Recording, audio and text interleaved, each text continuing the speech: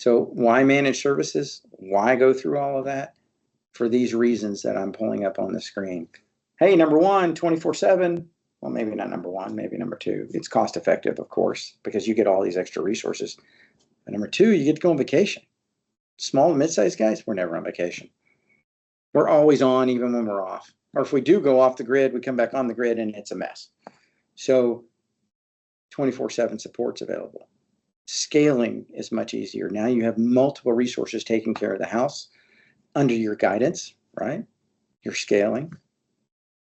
You're allowing your folks internally in manufacturing to focus on core business, what you do best.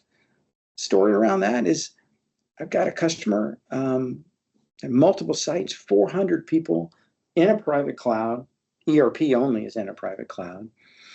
Hired an IT director. Awesome.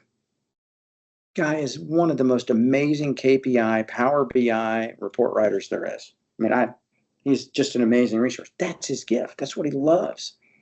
He also is very knowledgeable about IT, but he can't do all those things.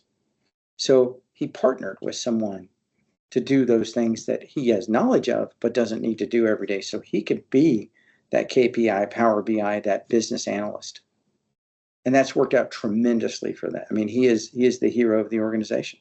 There are no other people in his organization. He has outsourced all of it. Platform, ERP, security, everything. But he has his hands in it. He's the leader of it. And he is also being allowed to do what's most important for their business. And the last piece of this is really security and compliance, right? It really is a lot easier when there's a team behind you or with you, right? It's a marriage, not just a partnership. One of our new staff members here said that the other day. He's like, when you partner up, you get married. And when you get married, you work through everything, you collaborate, and you have success. And security comes with that. All these things come with that. So the last piece to this slide is, maybe I've told this story, maybe I haven't. If I repeat it, I apologize. But another story of a mid-sized company, about 125 people, local IT person just snowed under.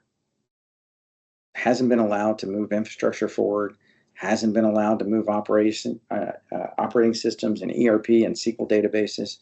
Patty's favorite, more access and Excel than you can count, just drowning in it. And the business is going through a growth period.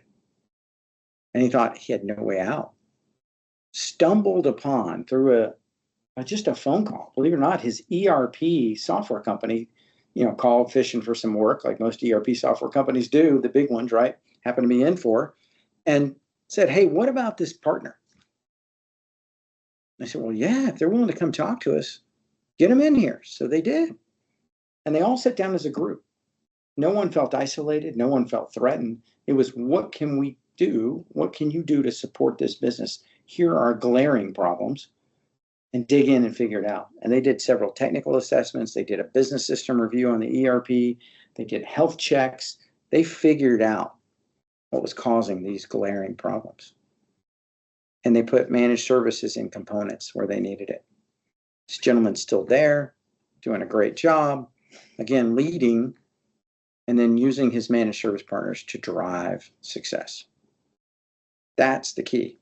Finding folks that not only know your business, understand your manufacturing world, relate to what you've got going on, know the technology, no matter what partner you choose, those are things that you really can't debate on.